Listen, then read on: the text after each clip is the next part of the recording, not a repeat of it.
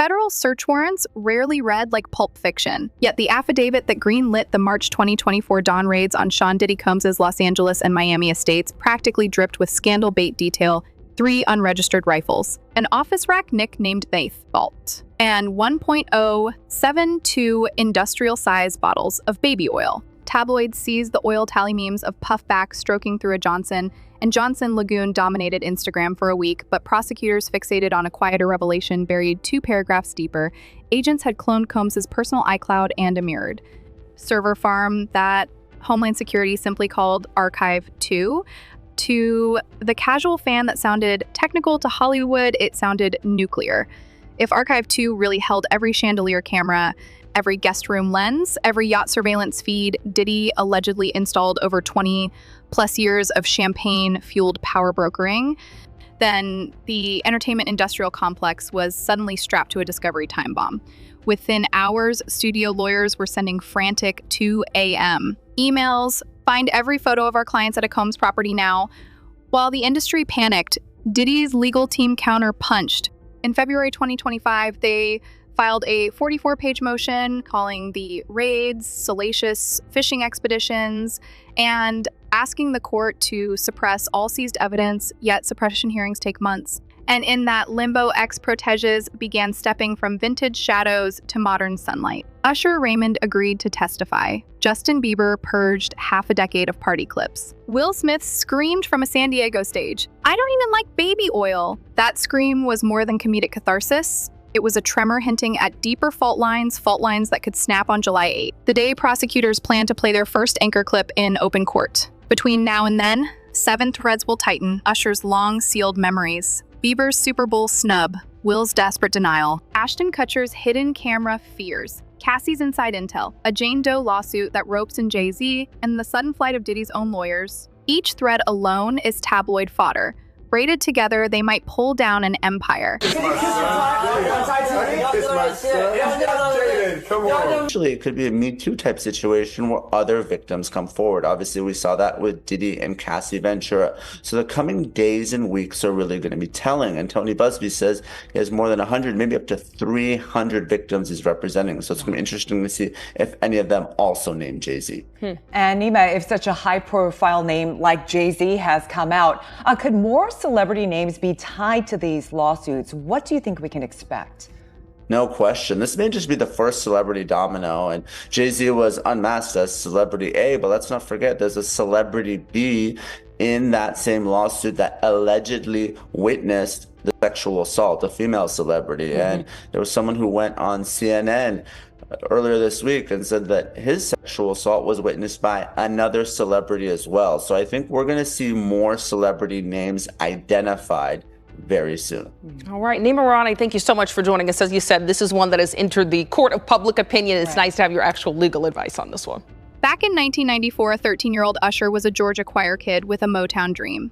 At a showcase in Atlanta, he nailed a high-note riff, caught LAREID's ear, and by month's end landed something the label dubbed Flavor Camp 1 year living in Sean Combs' New York mansion to absorb swagger. Puffy, then 25, had just remixed the world into believing rap could live on Wall Street. Parents trusted the glossy magazine spread that showed marble kitchens and a pool shaped like a G-clef. Usher's Real Diary, unsealed under subpoena this January, paints a grimmer wink and nod. He writes of club runs after midnight, bouncers stamped my hand, even though I'm 13, of a guest wing where grown folks keep doors ajar, of nights failing to fall asleep because girls laughing through the walls like a movie I can't pause. In 2001, Dawn on MTV Diary.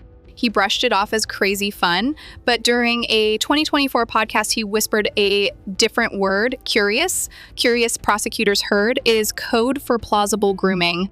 Homeland agent Kelly Sandoval issued a trial subpoena in January. Initially, Usher's camp cited mental fatigue and brand risk.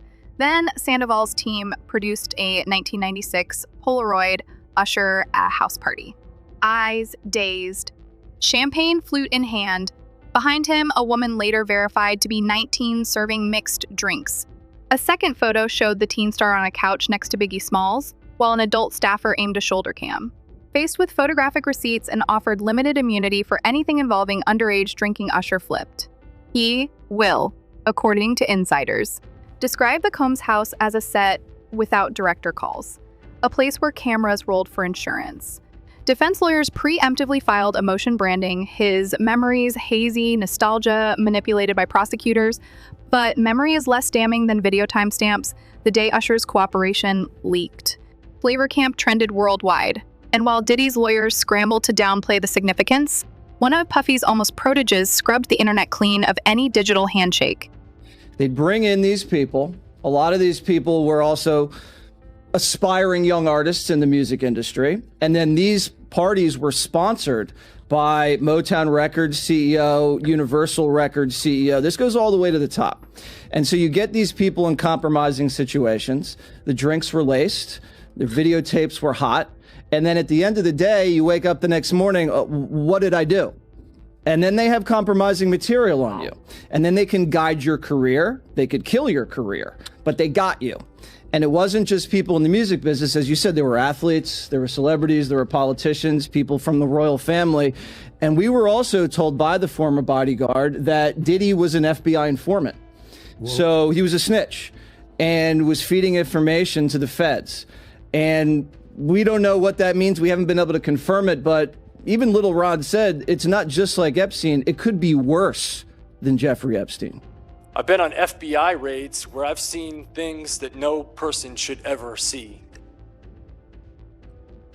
I've seen video content of a child that's the same age as mine being raped by an American man that was a sex tourist in Cambodia. And this child was so conditioned by her environment that she thought she was engaging in play. But the right to pursue happiness for so many is stripped away. It's raped. It's abused. It's taken by force, fraud, or coercion. It is sold for the momentary happiness of another. Wow. Okay, I've got a lot I can't tell. So, I can't tell that one either. I mean, I'm like actually cycling through them. There was one moment, so it's not really a party story, but our relationship was really bizarre. So it started over punked because he was like, yo, don't punk you me. Can't punk me. And I was like, I don't know what to tell you. Everybody's on the table. He's like, not me. I'm off the table. And so that started our conversation. We became fast friends and we used to just hang out, watch football together. Justin Bieber's origin myth is so 2008 it feels sepia YouTube covers. Scooter Braun DMs, Usher flying to Toronto, a handshake in the ATL studio. But one chapter rarely recounted is Puff Daddy's attempted detour. According to a 2010 Rolling Stone piece, Combs launched a charm offensive to sign Bieber to bad boy private jets. Nightclub balcony invites and talk of making you the next Bieber-Biggie fusion. Braun thought the vibe felt a touch fast and kept the teen on a tight leash. Fast forward to 2024. Usher is announced as the 2025 Super Bowl halftime headliner, and Vegas odds makers list Bieber at 1-3 as the surprise guest. Instead, January arrives with Usher admitting on Breakfast Club that Justin respectfully passed. A week later, eagle-eyed stans notice Bieber has unfollowed Usher and silently deleted old clips of Puffy's 2009 White Party from his YouTube channel. TMZ tries to doorstep him outside church. He offers a smile, a peace sign, and no comment. Then a TikTok montage surfaces teen Bieber, 15, being fawned over by tipsy reporters, belly button poked by a morning show host, side hugged on a red carpet by Combs while Puffy jokingly pats his chest and asks, "You wired?" The clip racks 30 million views. Conspiracy Twitter threads Bieber's recent mental health hiatus to hidden trauma. Scooter Braun issues a bland statement Justin values his privacy, but the purge speaks louder. Homeland denies subpoenaing Bieber at this time, yet sources inside the Grand. Jury rooms say prosecutors seized a 2011 tour diary page referencing Los Angeles house party felt weird left early. With Bieber and Usher gone, Diddy's witness list with star power is bone dry. The mogul pivots to longtime friend Will Smith, or so he thinks, until Will's unplugged comedy show in San Diego detonates across Twitter.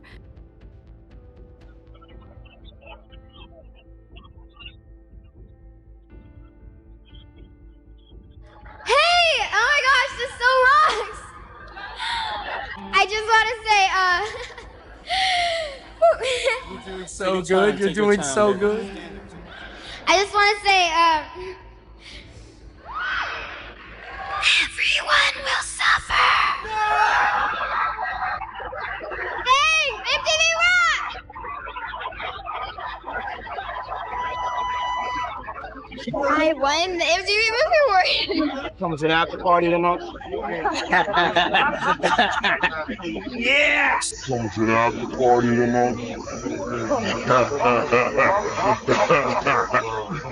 Yes! I just heard about that. But you heard about the reports that Ashton Kutcher, he's worried that Diddy might lie on his friends? You heard about that?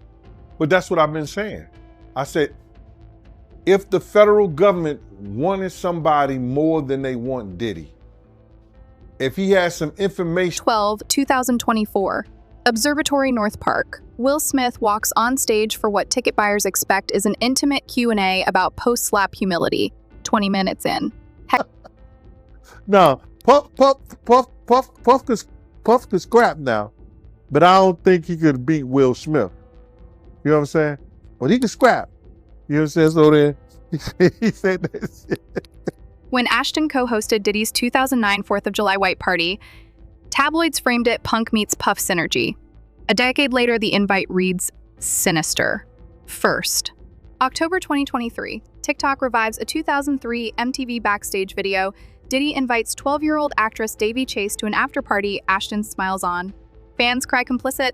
Second, September 2023 court filings reveal Ashton wrote a glowing character letter for Danny Masterson. Before Masterson's RPE sentence optics, the internet savaged. Thorn. Kutcher's anti-exploitation nonprofit faces donors demanding clarity. Ashton steps down as chairman. Then Fox host Jesse Waters goes prime time in January 2025. Sources say Ashton Kutcher will testify, worried Diddy's 250 surveillance cams caught everything. The claim is thin but viral. Radar Online piles on Kutcher quietly touring European villas. His rep denies relocation talks, but paparazzi shoot him at LAX with suitcases the size of studio apartments. Legal experts say subpoenaing Kutcher makes sense. Prosecutors want a mainstream male celeb who can describe internal house protocols. If he admits noticing cameras, he undercuts Diddy's nobody felt filmed defense. Meanwhile, Cassie Ventura prepares to deliver the prosecution's inside narrative, the one where cameras weren't just visible. They were pointed, manned, and weaponized. Will Smith claps back at memes of him and Sean Diddy Combs and speaks out for the first time about his history with the music mogul. The Oscar winner took the stage at the Observatory North Park in San Diego December 12th, and during a break in the show, the rapper called out memes he'd seen online trolling his past association with Combs, who is currently in jail awaiting trial on sex trafficking, racketeering, and transportation to engage in prostitution charges. Videos of the moment have been posted online showing Will telling the sold-out crowd, "The world we're in right now, it's really hard for y'all to discern what's real and what's true. I've been seeing y'all memes and stuff, some of it's funny." But the Fresh Prince sets the record straight on where he really stands with Combs, formerly known as Puff Daddy or Puffy early in his career, saying he's not jiggy with the freak-offs or baby oil, in fact. He says to the audience, "I haven't addressed any of this publicly, but I just want to say this very clearly. I don't have shit to do with Puffy, so y'all can stop all the memes. I can stop all of that bullshit." Will adds, "I ain't been nowhere near no damn freak-off. I do enough of my own shit. Don't be putting me in other people's bullshit. I ain't been nowhere near that man. I ain't did none of that stupid shit. So whenever y'all hearin' if somebody say that, it's a damn lie. I don't even like baby oil." Per the federal indictment released after his September 16th arrest and obtained by E! News, Combs' freak-offs were described as elaborate sex performances during which female victims were compelled through force, threats of force, and coercion to cause victims to engage in extended sex acts with male commercial sex workers. The 54-year-old was also accused in the document of arranging, directing, masturbating during, and often electronically recording the freak-offs, as well as of transporting commercial sex workers across state lines and internationally. Per the indictment, among supplies seized by authorities from the music mogul's homes earlier this year were 1,000 bottles of baby oil. As with other charges and allegations he has faced recently, Combs has pleaded not guilty and maintains his innocence. I would wonder if he's white or black. And if I'm looking at any black guys that are A-listers, that's bigger than Diddy is only one that I could come up with. And there's a few I could come up with. Will Smith, he's bigger than Diddy. I would think Nick Cannon is bigger than Diddy. Who else on the black, that are black actors or black in the business, there's an A-lister that's bigger than Diddy, that's black? That's hard to think. But then if you got the A-listers, you know, you got to realize he ran with that black, that Rat Pack, and I don't want to even say their names because they said I got their names wrong last time. What's his name? Kushner. What's the other guy? Leonardo. Yeah, his name. Man, I don't keep up with these cats. But I heard that that's not only the tape that's being shot. There's some other tapes out there, other people too with him. And him doing some things with some other people. So it's quite a few tapes that might be out there, what they're hearing. And I don't want to see the tapes. Tony Busby's December 2024 Jane Doe lawsuit supercharges it.